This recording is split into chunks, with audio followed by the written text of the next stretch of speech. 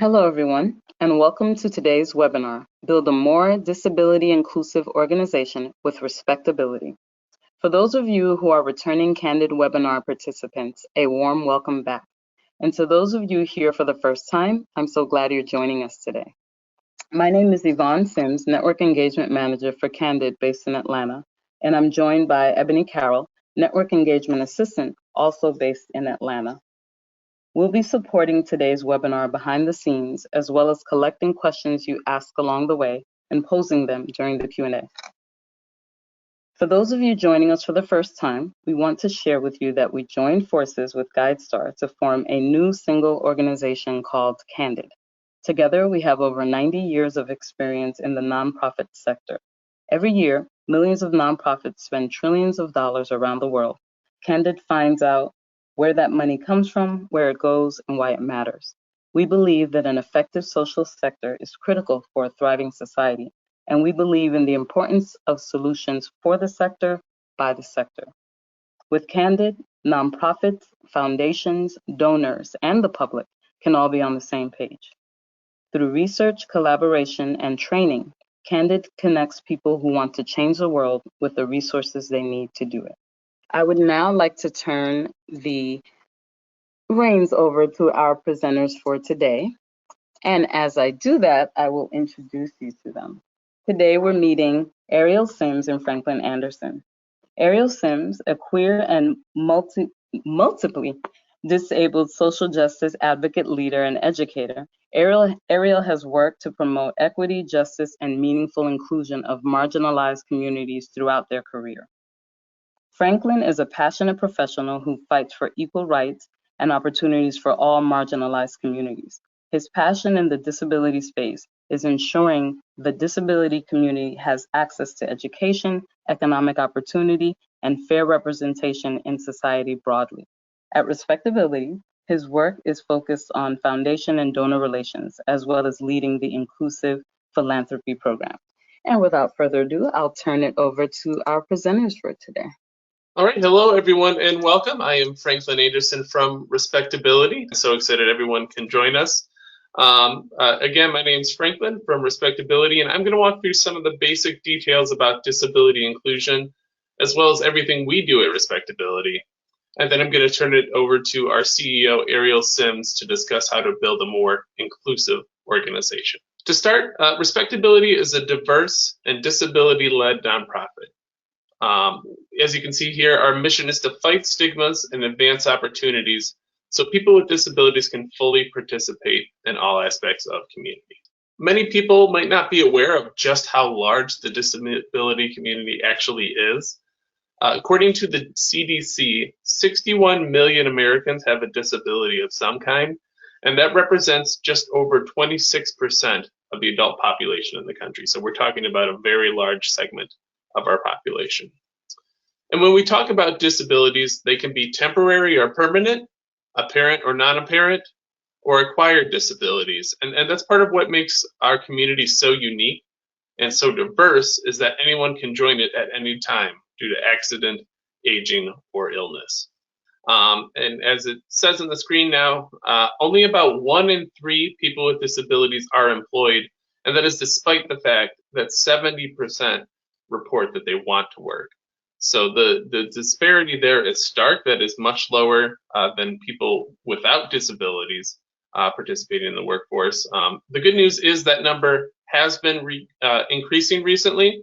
There are more people in the workforce now than prior to the pandemic in 2019. So while we have made some great strides, there's clearly clearly a long way to go to reach that 70% of people with disabilities who want to work actually being able to enter the workforce. And the challenges and disparities exist in education as well. The most recent data available shows that only 65% of people with disabilities finish high school, and only 7% of people with disabilities, people born with disabilities graduate with a 4-year college degree, only 7%.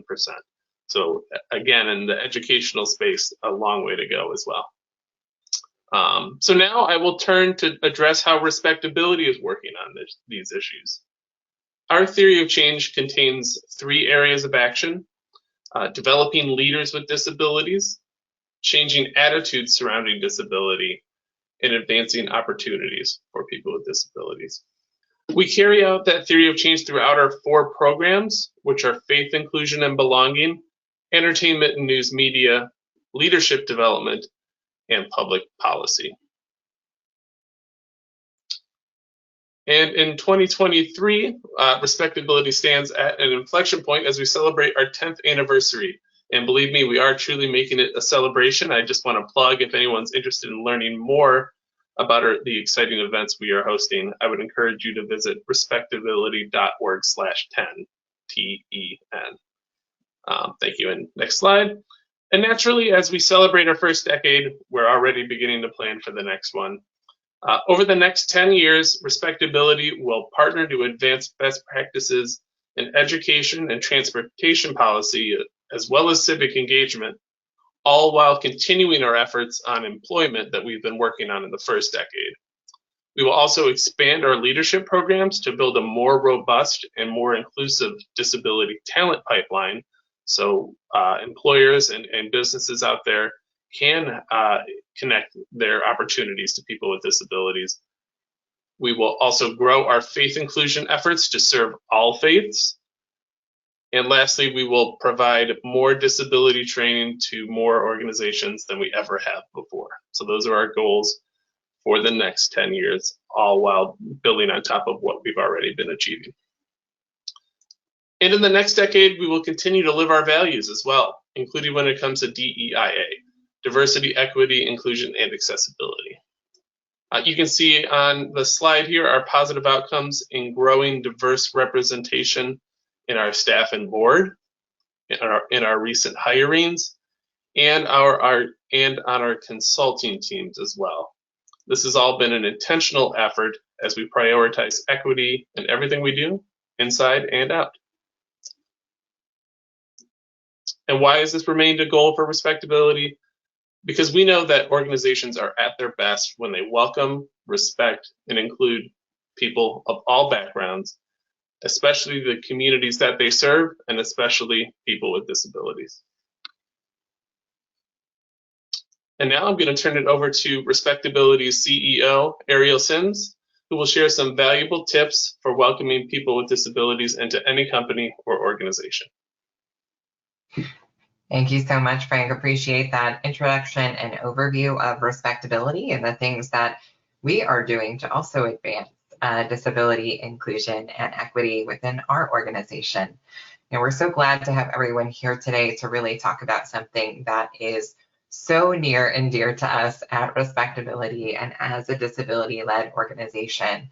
So in addition to telling you more about our work, we also wanted to extend some tips, some advice, some guidance around how you can help really start making your organizations more disability inclusive as well. So for the rest of the presentation, we're going to share tips, advice, resources, etc. And I'll just encourage you to ask questions throughout the presentation. Feel free to drop those into that question box, and we'll make sure we pause and answer those questions throughout. We'll also have some time for questions at the end of the presentation as well, so stay tuned for that. So whenever we talk about disability inclusion, usually the first question I get from someone is, what do I say? And maybe more importantly, what shouldn't I say about disability? So we're going to start with some tips around language before we move to our first pull in this particular section. So I think the first and most important thing to put out there is that it's okay to say disability. It's not a bad word. It's not an offensive term. A lot of us who are disabled really prefer that we use that term and that we don't use terms that are a bit, sometimes a little cutesy, like differently abled, for example, comes to mind. So there's been a lot of campaigns by people with disabilities to ensure that we're using that word disability. So that's my first piece of advice around language is use the word. Now there is some difference of opinion then around how we also describe our disability and whether we use what we call person first or identity first language. So an example of person first language would be to say, I'm a person with a disability. Instead, if I were to say I like identity first language, I would say, I'm a disabled person. So the idea is that either the disability label kind of comes first or person with sort of comes first, and that's really the difference. Here at RespectAbility, we use both forms of expression, both person first as well as identity first. And it's good to know that you can really find examples of both throughout the entire disability community. There are some particular communities that tend to prefer identity first language. That includes the autistic community, of which I am a member, as well as the deaf community. Often those two groups really prefer identity first as a general rule. Other groups, say folks with intellectual disability, might prefer person first, but really there is no universal when it comes to identity versus person first. I mentioned earlier that there's generally a preference not to use some of that cutesy terminology like differently abled, right? There are some terms that are considered pretty offensive in the disability community today. These include terms like handicapped. I feel like that one is usually surprising to people because I think a lot of folks think it's still the kind of politically correct way to refer to disability. I'm here to tell you, use the word disability.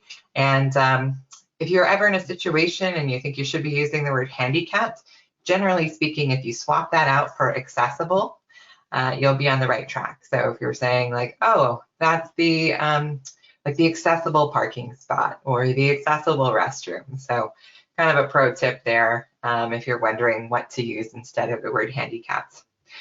Crippled, another one that's pretty universally offensive these days within the community. I will say, like many other marginalized communities, we are taking back some of the language historically that was used to degrade or hurt people with disabilities. And crippled is one of those words that parts of the community are taking back. So you might notice on social media things like crip the vote. And that's a very positive use, and it's a taking back of that term that used to be offensive, but really it's only not offensive if you are disabled yourself and using that term. So again, keep that in mind. A lot of this depends on if you're disabled or not, and if you are disabled, you get to use whatever language you'd like to refer to your disability or not to refer to your disability at all. And so that's the general advice we give to folks outside of the disability community as well. Basically, we want you to respect the preferences of disabled people and disabled communities. Listen and ask if you're not sure what their preferences are around language. We are often more than happy to tell you about our preferences when it comes to language, because it does matter so much how we think about ourselves and just how we move through the world as well. We see a much different perspective in the private sector, where we have, I think it's less than 4% of Fortune 500 companies actually include disability in their overall DEI strategies. So again, kudos to those who have it in there. Kudos to those who had that diversity, equity, and inclusion strategy more broadly. We hope one of your takeaways today will be the importance of bringing in disability and accessibility and why that matters. And for those who still don't have a strategy, I'm going to say kudos to you as well, because this work it's a lifelong journey. It's hard work. And we hope that this will give you some tips so that when your organization is ready to think about more intentional work around diversity, equity, inclusion, you'll have some of the tools that you need to really bring in disability and accessibility. So really kudos to everyone, however you responded. Very much appreciate folks engaged in this work and how we incorporate disability moving forward. And Ariel, I just wanted to repeat, because Joe is keeping us honest. While we had the poll up, I asked you about board members and finding more board members from the disability community, and you said. And I said that I would certainly bring that into part of the presentation. We're going to talk a bit more broadly about sort of recruitment strategies generally, including to actually hire talent with disabilities. So I'll also make sure I segue and include some topics around recruiting board members with disabilities as well. Thank you. Thank you, Yvonne. I really appreciate that reminder. So, you know, we asked this poll question. We can go back one slide, please. You know, we asked this poll question about commitment because we do think that this is really the foundation of doing this work and doing it well, is to really make sure that your overall commitment to DEI is inclusive of disability, and that you are telling your stakeholders that you're telling the public that you as an organization are taking this seriously, that it's part of what you do. And it also just sends the message that people with disabilities, you know, should be valued, respected, and welcomed like any other person in your organization or in your organization's work. And that can be a really powerful thing to start articulating that commitment and have it really be that external facing. Now, the other reason we talk about this first, and this will come into recruitment later, is that if you're consistently making disability inclusion part of your messaging and your outward facing publications and communications and all of that, you are also going to signal to disabled people that your organization is welcoming and inclusive of them. And that really sets the stage for so many other things that can come later, including things like recruitment. So we often get feedback on, you know, our website and things, and people tell us when they get to the recruitment phase that one of the reasons they wanted to apply for jobs is because we're so forward with our DEI commitment and what that means to us, and the fact that we're a disability-led organization and that we really strive to be fully inclusive, welcoming of the entire diversity of the disability community. So keep that in mind too, that it helps set the stage for things that you can do later, including that recruitment question, which we will get to. Next slide. All right, so probably the other kind of biggest tip I can tell you about, and this is going to apply to everything else that I mentioned, and that is that one of the best pieces of advice that we can give you is to always work with groups that are led by disabled people at first and foremost. There are many, many, many disability organizations out there, groups that are engaged in advocacy, groups that are providing services, groups that are doing both, but not every disability advocacy organization is led by disabled people. We have some groups that are professional-led, we have others that might be led by maybe family or parent advocates. And so, you know, the work that these organizations do is great, but something that's really important to keep in mind, that if you're really striving to be inclusive of disability, it starts with working with those who identify as disabled. You know, this is a really important value and something to keep in mind as you're seeking out partners, et cetera, that you really bring in those groups and respect what they have to say. And then those of us that are these disability-led groups, we will always have ideas for you on other organizations and groups that you could be working with.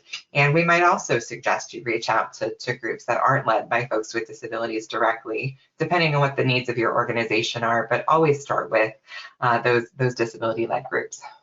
Now, earlier in the presentation, Frank was talking about our own commitment to disability inclusion.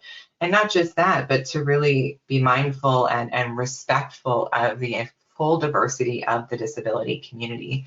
The reality is that disability intersects with every other identity, whether that be race or gender identity or immigration experience, housing status. All of these experiences and identities, they can all intersect with disability. So it's important to even go a step further and think about how you're working with groups that are both disability-led, but also bring that intersectional lived experience to the table, because that's going to really better inform the work that your own organization is really trying to do. So ensuring that you're always taking into account the diverse identities and backgrounds, in addition to thinking about groups that are disability-led. Now we have actually kind of a saying for this in the disability community, and it's a kind of the quicker way of saying, work with disability-led groups and disabled advocates or activists, and that is nothing about us without us. This phrase was really coined by disabled people who were advocating in a variety of spaces, and the big issue was that persistently throughout, both U.S. history and global history, when there are decisions being made that impact the disabled community, traditionally, those decisions are not being made by disabled people or even with disabled people. And because of that persistent pattern and trend that we've seen throughout our entire world history, this phrase became really important and serves as a mantra today that nothing about us without us means that we need to be consulted on every decision that's going to ultimately impact us. And this is a good rule to live by for every community or every identity, right? That if you're making decisions that are going to impact, or you're trying to provide services or programs targeting a particular community, best practice is always going to be to include that community.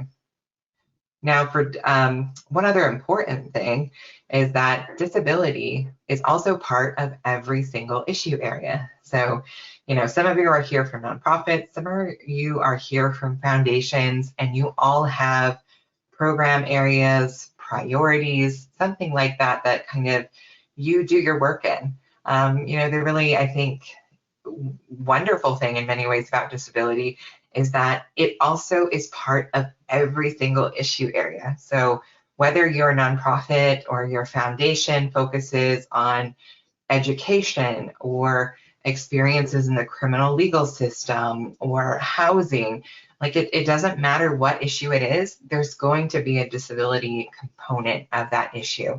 So it becomes even more important to know who to work with within the disability community and to get that insight and experience, because we know that as a marginalized group, people with disabilities are going to be more impacted or impacted differently than those without disabilities. So kind of one other plug, so it doesn't matter what work you're doing, I promise you, bringing in that disability perspective is going to make your impact even stronger. Okay, so let's get a little bit more into some concrete tips and suggestions. Wanted to start with some of those big picture things. We covered language, kind of what works and maybe what doesn't work so well anymore when you're referring to the disability community. I think we talked about really having that overall commitment to disability and why that matters and really putting that out into the world. And then the importance of working with disability-led groups and those who identify as disabled. Those three pieces of advice, if you take nothing else from today, walk away with those because they will inform everything else that we talk about today. So please take those three highlights. But we are going to give you a few more concrete suggestions and resources so that perhaps you're already in a place where you've done those three things and now you're looking to really get into a bit more specifics about how to do this work. So we're gonna turn into that piece. So first, something that can be incredibly important, let's say that you have this commitment and you've identified prospective partners, or maybe you have disabled folks on your staff already, and so they're already part of the conversation. It's really important to look at that DEI strategy if you have one, or to look at your internal practices, procedures, policies, etc. Everybody has those, even if they don't have a DEI strategy. And it's a really, really good idea to conduct a formal review, to pull out those documents, those resources, and spend some time looking through them and asking, do we think this has an equitable impact on disabled staff, on disabled constituents, on disabled partners? Whoever the stakeholder is, asking that question about what do we think the impact might be and how might it be different? Now, a few of the places that I guarantee will have an impact on disabled people and disabled communities are your employment practices. So this is a huge area, and it's also one that we get the most consulting requests around is, how do I make my hiring and employment practices more inclusive and welcoming of the disability community? So again, this is kind of start to finish, from crafting your job postings and thinking about the need for a posting, through the hiring process, through actually onboarding someone, through thinking through accommodations needs that might be there, all the way through termination, whether that be voluntary or involuntary.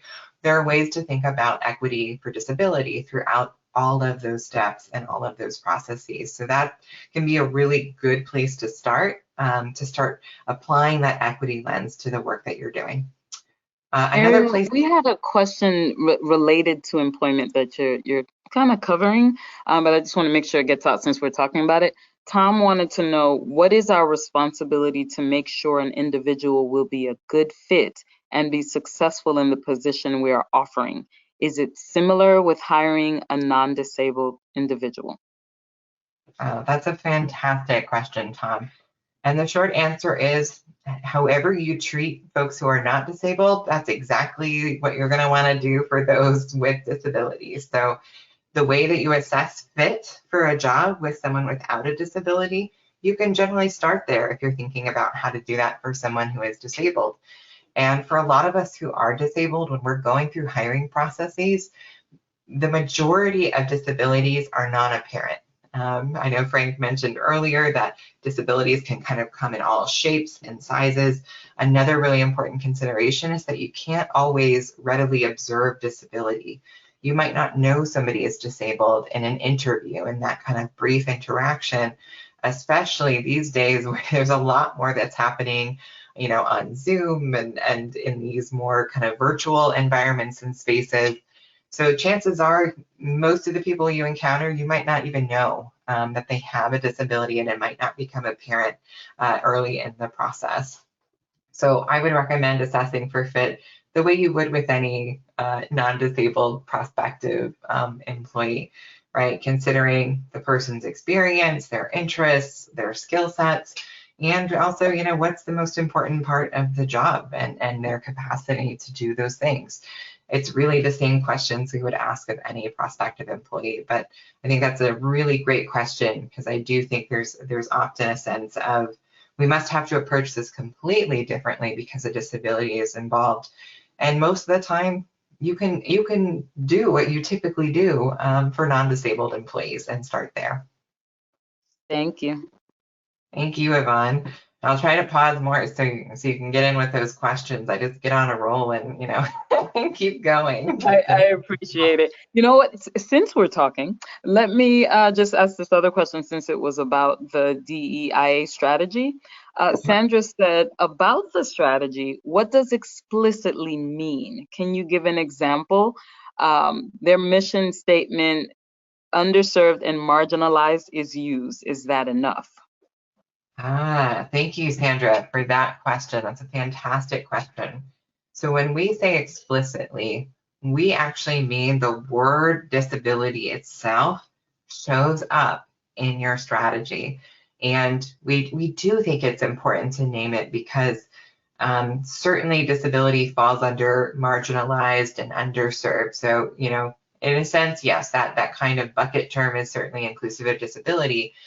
But there are often things that you need to do for the disability community that you might not have to do for other marginalized groups and communities. So I think a perfect example is what we're doing here today on the webinar, the fact that we are providing CART and American Sign Language interpretation.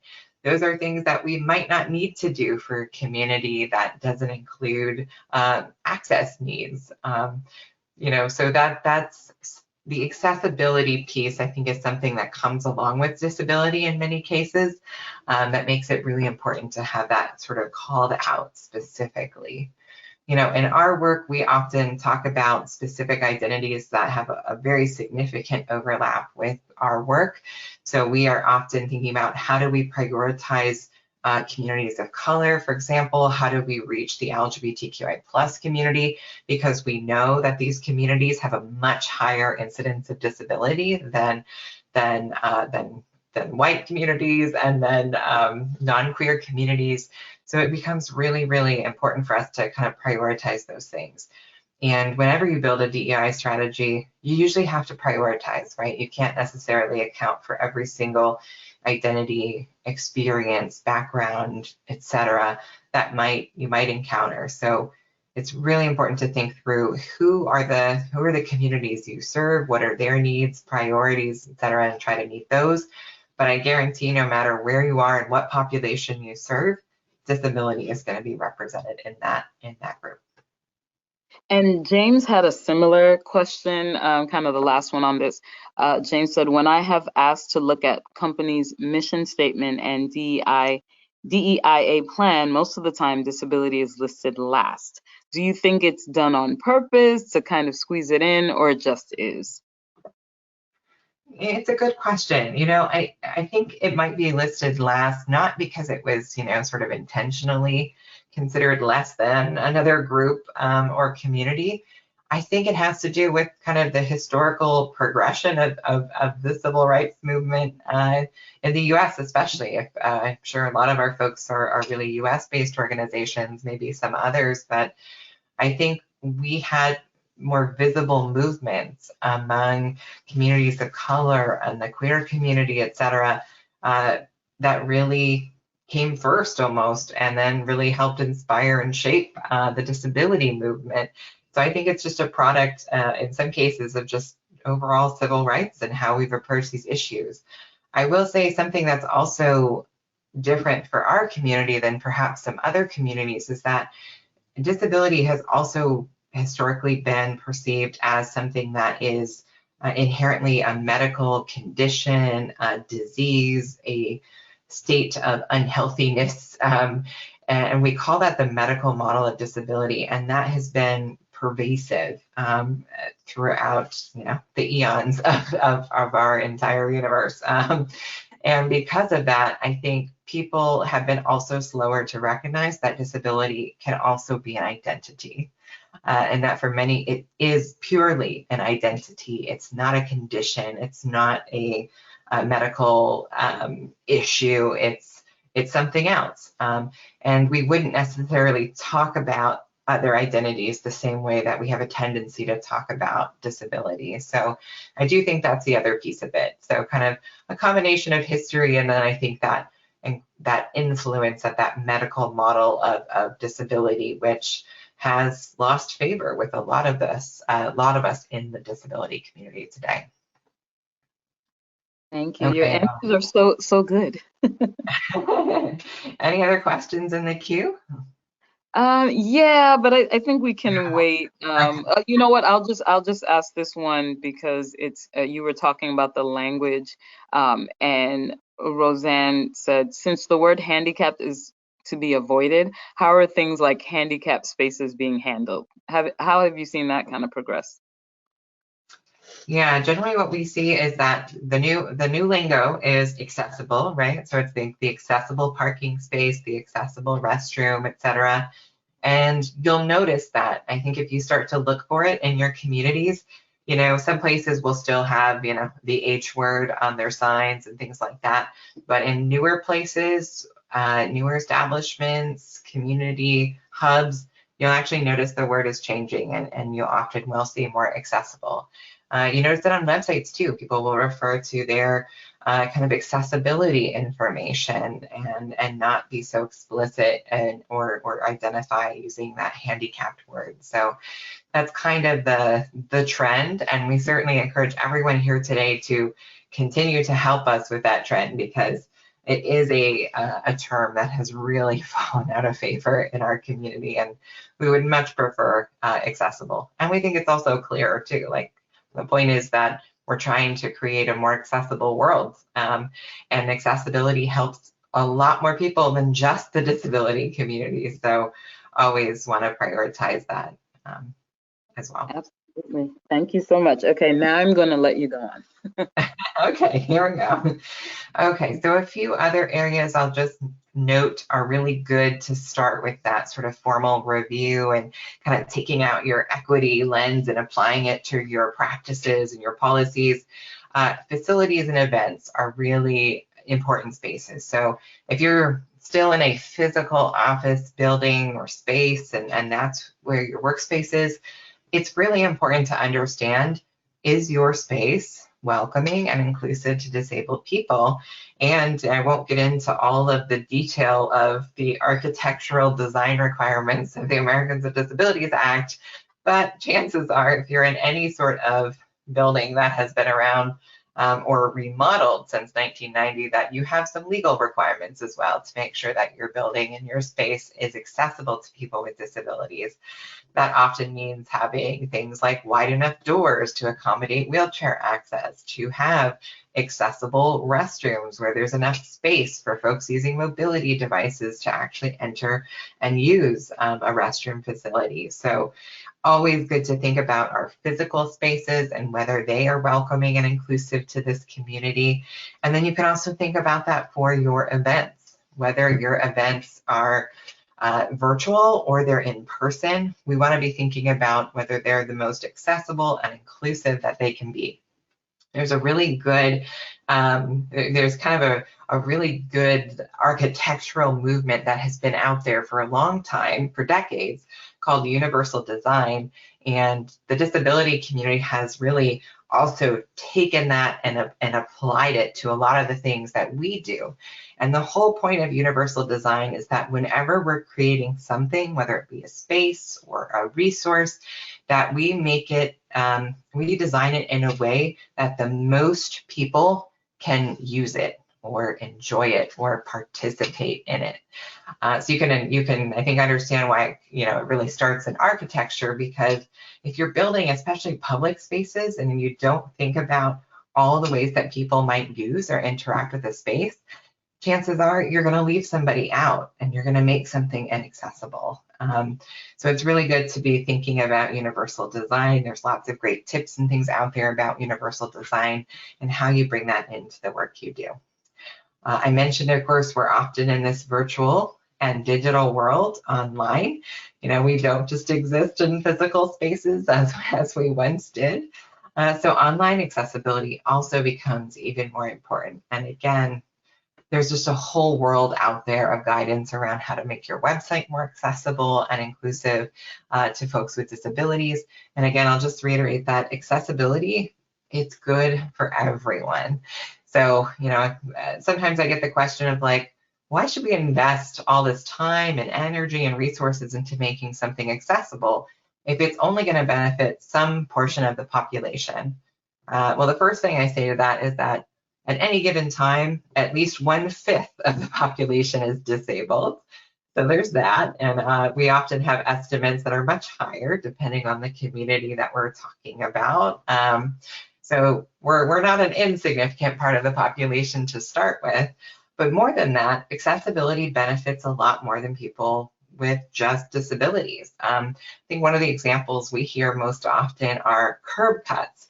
And that's the phrase that we use to refer to when they actually take out a curb of a sidewalk and they have a ramp or a gradient down to the next surface.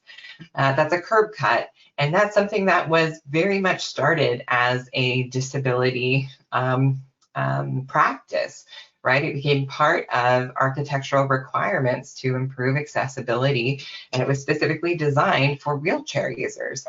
But I can guarantee every single person on this webinar today has used a curb cut in a different way and found it incredibly helpful. So whether it was you were rolling your luggage along, or you were pushing a cart, or perhaps you were out and about with a child and it made it easier for your child to kind of transition from one surface to another. So it's things like that that really kind of reinforce that when we think about accessibility, we think about universal design, we're actually creating experiences, spaces, etc., that benefit a lot of people. And in turn, we create environments that are welcoming and inclusive for many more individuals than we even anticipated to start. And last but not least on this, again, a good question to ask yourself with all of these policies, procedures, strategies, whatever you're reviewing, do you have disabled people in that room, in those conversations to help you think through whether this is working for them? Because again, we can be the best experts on our lived experience and help you think through what might work for some, might not work for others. Okay. I promised I would talk about recruitment, so here it is. And I'll make sure I mention boards in addition to what we might consider the sort of the broader talent pool of disabilities. You know, we usually get a lot of questions about, well, how do I hire people with disabilities? And again, the first response is, I guarantee you've probably already hired someone with a disability, whether you knew it or not. Again, a lot of us have disabilities that are not readily apparent, and many of us are trying, you know, and constantly trying to get into the workforce in advance, just like anyone else. So when you think about onboarding disabilities, or excuse me, onboarding talent with disabilities, you want to think about your process from start to finish. So we talked about really taking that critical equity lens and looking at that. And all of your practices. You also have to think about your culture, right? And whether it's welcoming and inclusive. So making those adjustments is going to make it so much easier to actually then onboard talent with disabilities. Now, where can you start? Let's just say you're like, I have no idea how to find this community. A great place to start is with those disability-led groups. And that includes for things like board members. So, you know, maybe you're trying to make your board more diverse and have more disabled identities there. Reach out to groups like ours. We always have folks in our network that have board experience or we know they want to be part of boards and would be a great fit for your organization. And same thing with general recruitment. You know, I think it really starts there. But you can also really make your, you know, put out the welcome mat in many ways. You know, one other practice I'll mention is in your job postings. You know, I think we see a lot of those kind of EEOC type disclaimers, if you will, at the bottom, you know, saying we as an employer don't discriminate, etc. Add some affirmative language that you actually are looking to hire folks who come from a variety of backgrounds, experiences, identities, and let them know that they're welcome there.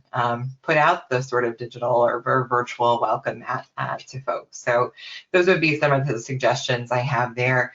And then it doesn't just stop with, you know, with either employees or board members. We often are also telling folks, and this is, I think, really important since many of us are nonprofits, that people with disabilities are also prospective donors and supporters for your organization. And we have this huge impact because we're such a large community.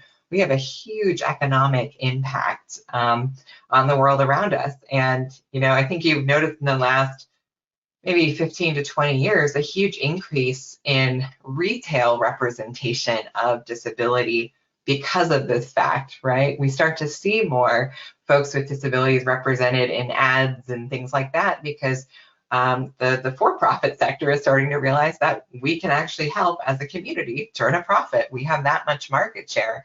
And so on the nonprofit side of things, I say also think about us as your potential supporters as well and donors, and keep that in mind. Ariel, just really quickly, because you were talking about finding the disability community, Sarah wanted to know, do you have an index of disability groups? How do I find the ones in my community? That's a fantastic question. So, you know, it's that there are kind of different levels of disability groups. RespectAbility is national. So that means that we do a lot of work that's across the entire country. But there are a lot of groups that also exist at the state level, and there are even groups that go local. So I would say, you know, if you're a national organization or you're looking for maybe some national groups, we're a great place to start. Reach out to us, tell us what you're looking for. We can help you figure out the landscape of disability. And we can also probably help you, honestly, with the state considerations too. But if you're looking for considerations at the state level, I would just, honestly, you can usually Google this. So I would Google something like Alabama disability groups. and start there. Sometimes you'll see the phrase to self-advocacy, and there's usually a hyphen, so self-hyphen advocacy. If you Google disability self-advocacy groups, that's also usually another way to find disability-led groups in particular. But it's not always apparent to know who's disability-led and who's not.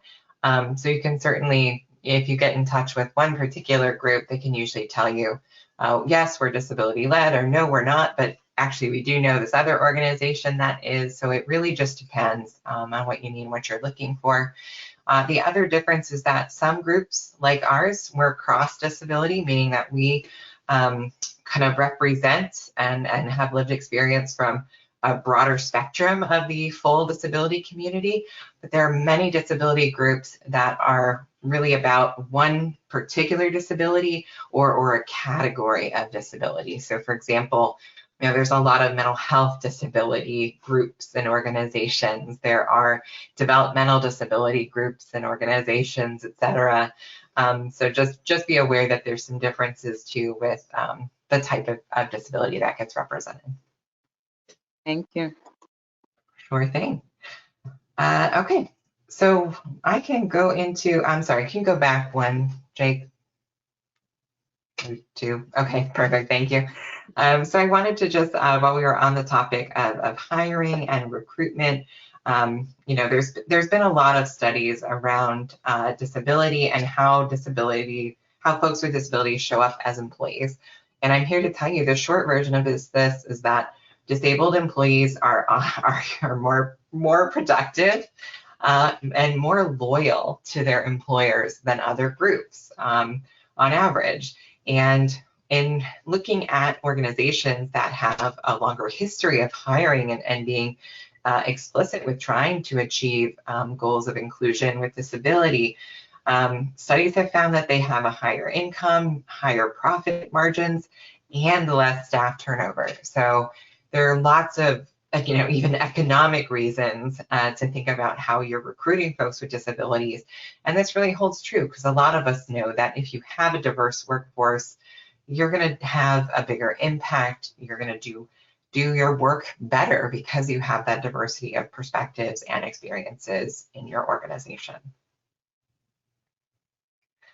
Okay, now there are lots of other resources out there that are explicitly around hiring and recruitment, and can also get at questions like, how do I accommodate a specific need from a disabled employee? Like, where do I start? I'm happy to say we're one of the resources that can be helpful to you. We have a best practices guide for employers that really breaks down the entire start to finish of recruitment to onboarding and how to make it more disability inclusive and equitable. And there's a couple of other resources out there. TAPability is a resource for sourcing disabled talent. So again, thinking about how you start to put out your postings and actually bring in folks into the pipeline. And then there's also a really great resource, Jan, askjan.org, which can actually provide some advice and answers to specific questions for free. There's also the broader Job Accessibility Network of Jan that gives employers information about disabilities, about common types of accommodations, how to get started, etc. So there are lots of good resources out there that can help you address how you bring somebody on into your organization and fully support them as an employee. Okay, so another source of talent is, I like to brag about this one, is RespectAbility. One of our unique programs that Frank mentioned earlier is our leadership program. So we are a nonprofit organization. We have 26 full-time staff right now, and then we regularly have 15 part-time staff members who are emerging leaders with disabilities who are working in all of the same areas that we do our work in. And we bring them on, they work with us for 6 months, and then they use that to launch into the next phase of their career or their education, whatever it looks like for them. And so at this point, we've built up a network of more than 200 alum from our National Leadership Program, and these are folks who have experience with work in the nonprofit sector, in advocacy and disability advocacy, and in all these areas, and not just in kind of the substantive work, but we also have fellows who have spent time working on development and fundraising, folks who have done communications and PR work. So we can also be a really great source of potential talent in the form of our alum, and we will just continue to keep having this program and many more alum to come in the future as well. And Ariel, of course, people want to know how they can become a part of that. Well, your timing is excellent because we are actually just starting to recruit for our next cohort. And there's a couple of different ways that folks can kind of get involved and support us. One way to kind of support the effort is to help us put out the word, help us recruit candidates for these positions at our organization. So that can be a really great way. We also have done things like externships with partner organizations. So we might have one of our fellows work with us for 6 months, and then we work to place them at a partner organization, and they work there for an additional 6, 9, 12 months in an externship. Of course, our best outcome is when we have folks here with us and then they get hired by somebody else. So absolutely, if you're interested in learning more about the leadership program and how you can get involved, please don't hesitate to reach out to us, and we'll have our contact information available a little bit later in the presentation, but we'd love to tell you more about how you can support. And certainly for the foundations who are here, we would also love to talk about how to get your support for our leadership program, whereas we're constantly looking for ways to really scale our impact and make sure that we can get this program out and not just have it be dependent on us, but make sure that every organization is thinking about the next generation, those emerging leaders who are coming behind, and how we set them up for success while we continue to do the work ourselves. And Ariel, it'll be very clear how you join the cohort or apply for the cohort? It will be. In fact, I'm sure one of us, maybe Frank can send you this, a link to our National Leadership Program page online, and there are links in the PowerPoint as well. Okay, I think perfect. all of these might get you to the same place there. Okay, thank you. Thanks, Jake, for that visual cue. Okay, let's see, a few more things here to get through. We're going to spend a little bit more time on resources, but I just wanted to say a few more words about events, because events are often the ways that we, interact with our communities, interact with our most important stakeholders, and also how we just continue to come together in our own spaces as well. So these are really incredible and important opportunities to be thinking about disability inclusion, equity, and accessibility. And the best advice I can give you about your event is start with accessibility. Think about accessibility the very first conversation you have about what your event is going to look like. It is so much easier to build accessibility into your planning process than it is to get through everything and then realize, oh, we should maybe think about accessibility after the fact. It makes it so much harder. So save yourself some time and headache and think about it from the get-go. And that's really important. And think about, of course, there are different considerations if your event is in person or if it's virtual, but there are always going to be accessibility pieces to think about, whether it's in person or virtual. And something that's very easy to do and can be a change that you do starting tomorrow is whenever you have a registration form for an event, whether it's in person or it's virtual, add the question with an open-ended text box. Do you need any supports or accommodations to fully participate in this event? So I'm going to repeat it again because it's such an important question. Do you need any supports or accommodations to fully participate in this event?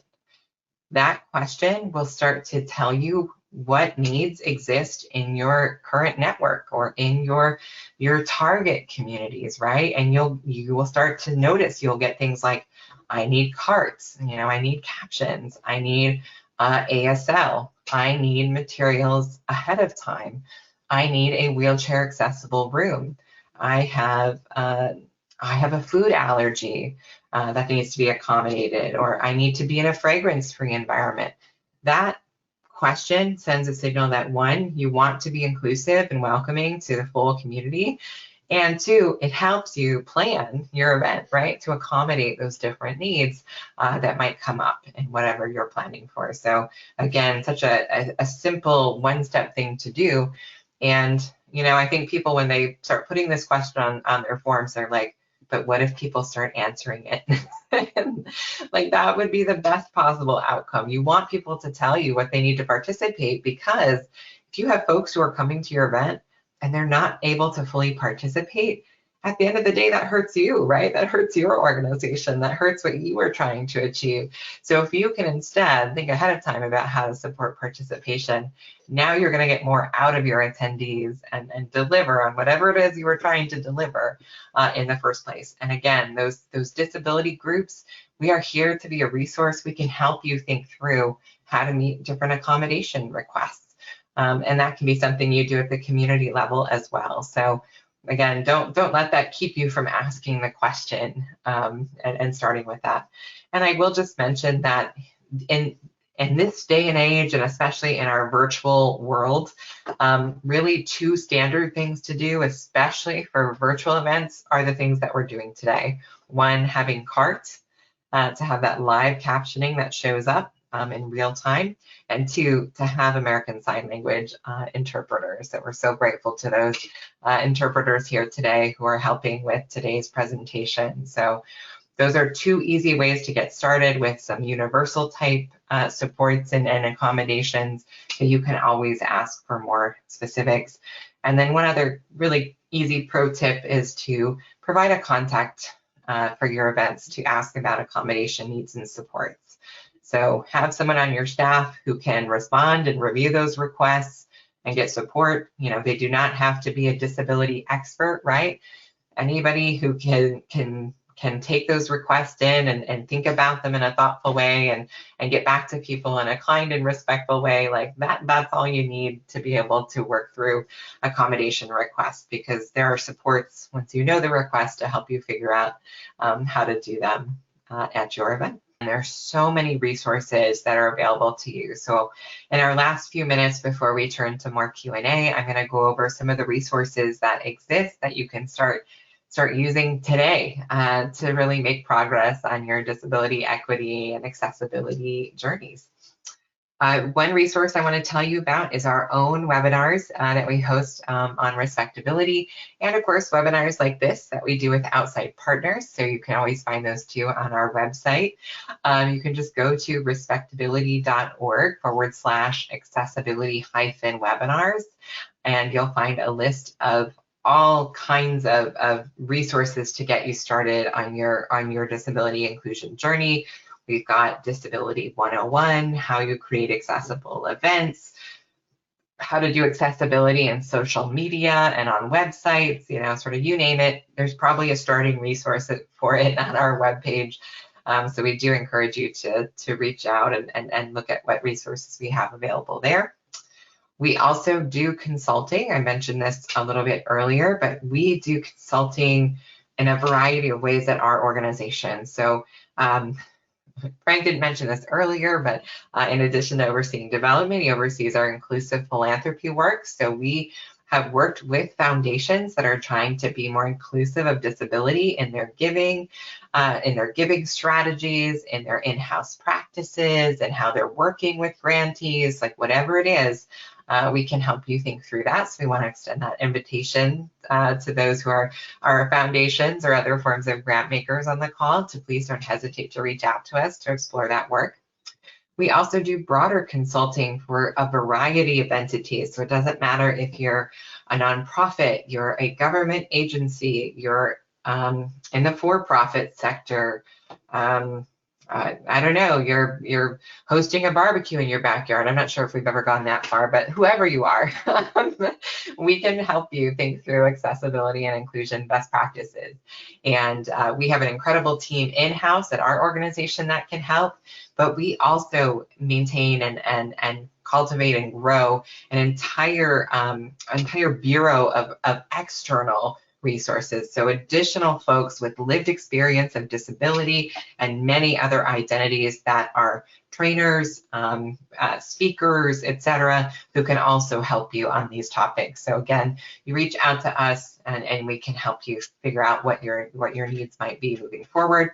And then we also do some work in the entertainment industry. So Frank briefly mentioned our work in Hollywood. We do work to make sure that there is more authentic representation in front of and behind the camera in Hollywood, and especially behind the camera for our organization. So if you have, any partners in the entertainment space, we also can do more specialized consulting in that space as well. So in short, we're trying to be a resource for anyone who is looking to improve on disability inclusion, accessibility, and equity. So please don't hesitate to reach out to us on that. And, just a reminder about why we might be the right fit for your consulting needs. We are a disability-led organization, so that means leadership, including our board, all majority disabled. And in fact, I think actually these days over 90% of our staff are disabled, and it just continues to grow. We are cross disability, so we can bring experience and knowledge of various disability communities and all kinds of access needs and considerations.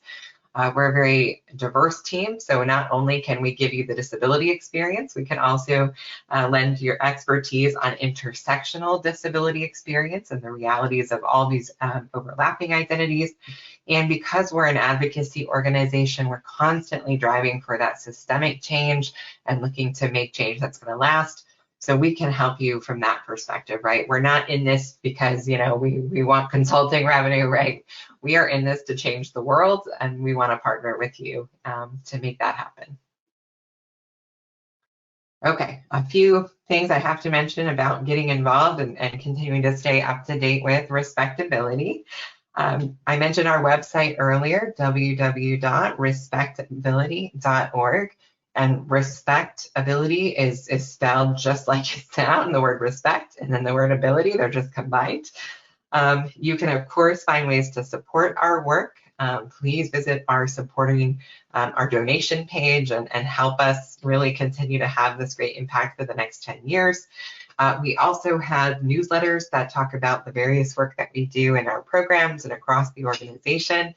So I encourage everyone on this call to sign up for every single one of our newsletters. They're all great. We've got 4 in total. And we also are on social media. So please look for us on Facebook and Twitter and LinkedIn and TikTok. I always forget that one. It's the newest one. Look for us on social media. We are there as well, and we'd love to have you as followers. Okay, and this last piece is just a slide with some highlights about me and about Frank that you met earlier. So please don't hesitate to be in touch with us. And I think we have our contact information there for you on the slide. Again, I'm Ariel, I'm the CEO, and Franklin, who was here earlier, is our Senior Director of Development and Inclusive Philanthropy. We have Frank's contact information listed here as well. And then this entire presentation has been supported by Jake Stimmel, who is our Disability Training and Consulting Bureau Associate and has been the amazing person advancing the slides so expertly behind the scenes today. So I want to give a shout out to Jake as well. And with that, shout out to Jake. Okay, so we have so many great questions. I'm going to start with this one just because I think it'll be a nice kind of broad question. Bridget wanted to know, can you elaborate on what that means regarding identity versus condition when it comes to the disability community? Fantastic question. So, when I say condition, I think this is, I was talking about the medical model of disability earlier. So there is no universal understanding or agreement on what disability means. And as you can imagine, there's disagreement within the disability community. So every one of us who is disabled, we might have different feelings about what it means to be disabled and what that means to us. And certainly we have different perceptions of what it means to be disabled when we're looking outside of the disability community as well. So there are kind of two common ways to think about disability. One is the medical model, which really talks about disability and sort of says disability is the equivalent of not having good health, of having a disease or having a medical condition. So that's one way, one perspective on how we look at disability. Another way that's much more common, especially in advocacy circles, is what we would call the social model of disability. Under the social model, we would say that disability is a natural part of human diversity. So it's just one part of just who we are as human beings. But more than that, that disability is not inherently about some condition, disease, injury, etc. Instead, it can be more of an identity. And when we think about how people experience barriers in the world, when we're talking about the social model of disability, we're also talking about what's happening around the person. And that is what creates the barrier, and that's what ultimately creates a disability. So I think I'll try to simplify a bit more because it can get a little bit academic sounding, if you will. One of my disabilities is psoriatic arthritis. And with arthritis, I think a lot of folks with it tend to think of it a little bit more under the medical model, right? It's something that I have medical treatment for. It's something that I manage. It's something that, I have to kind of think about and adjust and move through life in a different way than if I didn't have it. And I might not necessarily think of arthritis as like a core part of my identity. On the other hand, I'm also autistic, and so that is a part of my identity that I see as and understand as an identity. It's part of who I am because it impacts the way I think, communicate, move through the world, and I don't ever think about it as something that I would want to be treated or adjusted or cured, which is a very triggering word in our community. So that hopefully is maybe a little bit more of a concrete example that disability can be understood and appreciated in different ways. And for many of us, our disabilities become part of who we are and therefore part of our identity and something that's really important to us in our experience, though there are other conceptions and ways people think about disability out there. That is a great answer. I think that's very helpful. Thank you. El Kovan says, is neurodivergence officially considered a disability? If so, are there specific guidelines or criterion, or is it up to individual neurodivergent people to define? Excellent question. Yeah, you hear a lot of terminology in the disability space, and both neurodivergence and neurodiversity have been growing in popularity. And one of the reasons that they've been growing in popularity, and I'll just clarify, they're often used interchangeably, so I'll put that out there just to create a little more confusion, right? They're growing in popularity to appreciate the fact that there are a lot of disabilities out there that impact the way that we think, process, communicate, that are not always readily apparent. But this also goes along with just what I was saying earlier about autism being a good example, that in the autistic community, there's a lot of folks who use labels like neurodiverse and neurodivergent to challenge the societal expectation that there is like one way to think or one way to communicate or one way to process the world. So we often sometimes hear the phrase neurotypical as almost a contrast to neurodiverse or neurodivergent. And again, it's kind of that same dynamic. It's sort of like folks without these disabilities and then folks with these kinds of disabilities. Now, neurodiverse and neurodivergent also refer to much broader range of disabilities. So it might not just be autism, it can be things like various mental health or psychosocial disabilities too, that can kind of qualify under that label. Folks with cognitive disabilities, folks with things like traumatic brain injury, things that kind of affect the way we think and interact with the world tend to fall under that broader umbrella. But again, it's sort of a way to destigmatize this idea that there's only one right way to exist in the world. And I think that's kind of the more important point. It's just there are really no wrong ways to think, communicate, exist, move, and be in the world, even though there have been many societal expectations telling us that for a very long time. Thank you. This is a long question, so I'll read it and give you a pause so I can tell people what's next, and then you can answer. So Eric said, as an organization, we provide support and meaningful activities for adults with intellectual and developmental disabilities. We have found in recent years that while major foundations locally recognize in the language of their DEI conversation, folks with disabilities are mentioned, but when it comes to time to request funding from these foundations, the disability community feels quickly dismissed in favor of other groups. Do you have any suggestions in how to raise the profile of our group of folks that are what we feel like are one of the most invisible minority groups in community conversation? So, Ariel, what do you think? How do we raise the profile of the disability community when it feels like other groups are kind of put ahead?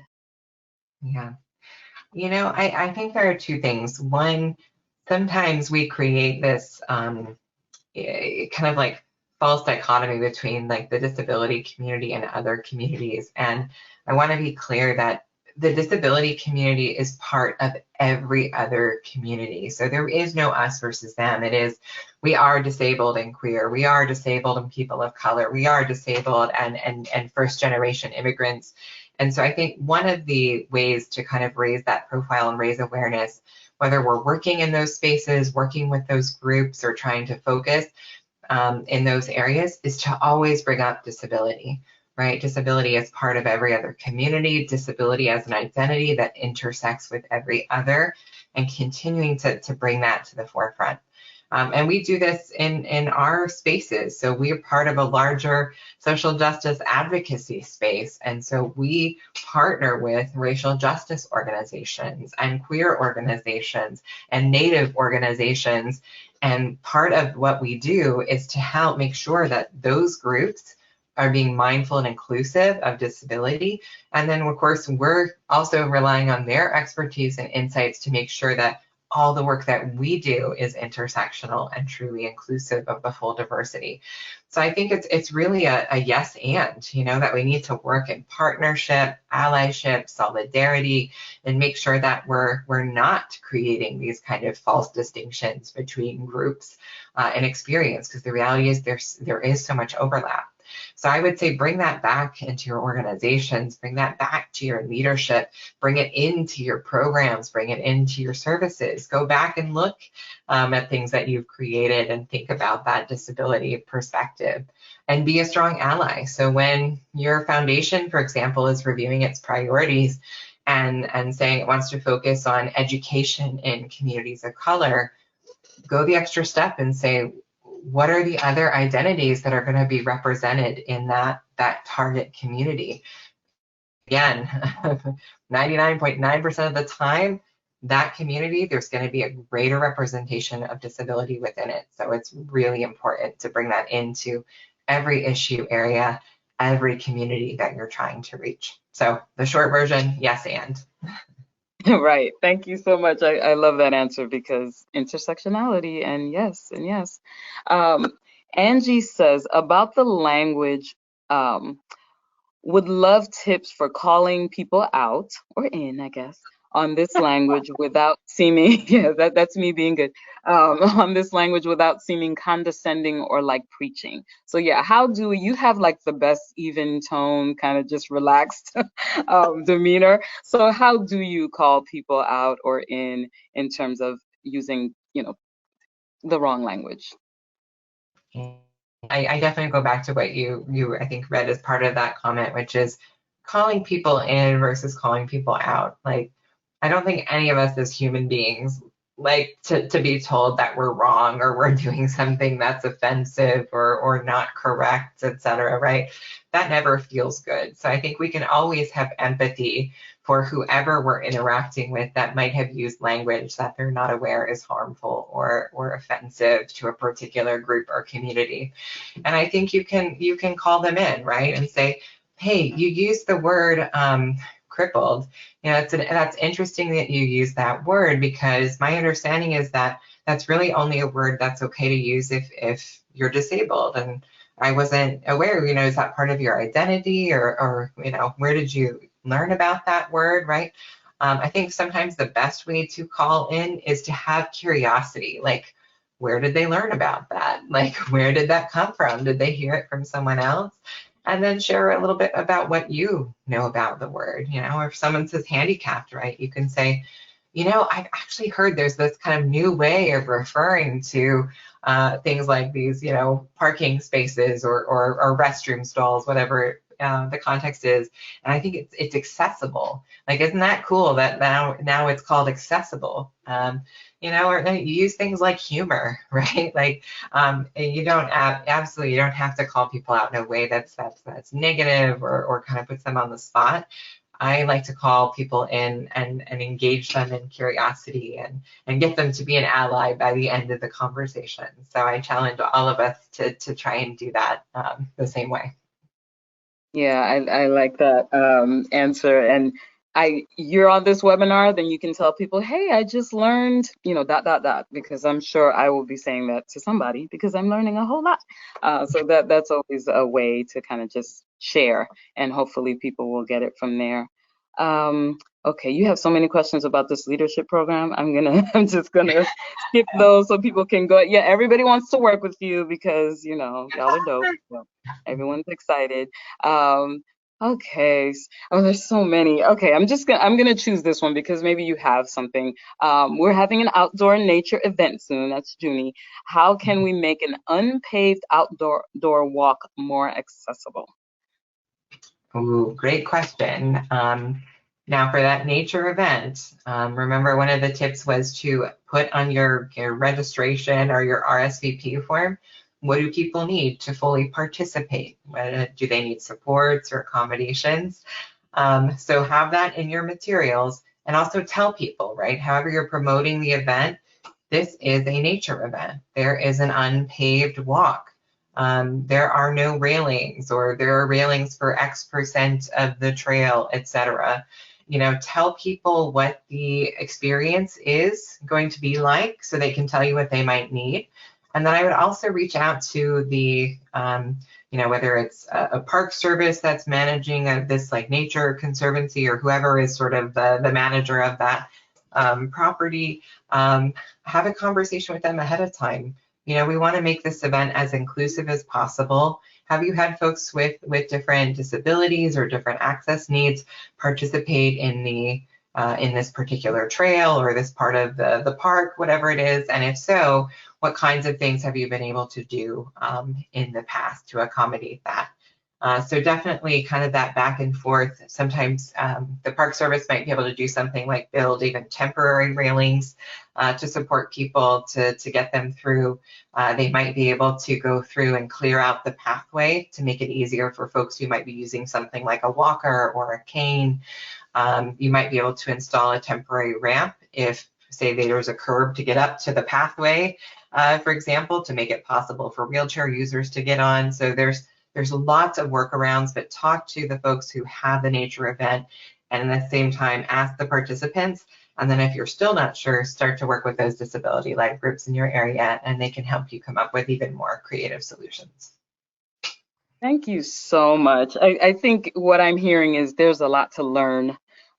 We learned a lot right on this webinar that I will take back, and we will figure out how to do better. So yeah, thank you so much. Thank you to Ariel and to Franklin and to Jake and to our interpreters who are, that looks like a lot of work, just saying, and to our card captioner as well. I just also want to thank our audience for coming out today. We appreciate you taking time out of your day to join our conversation.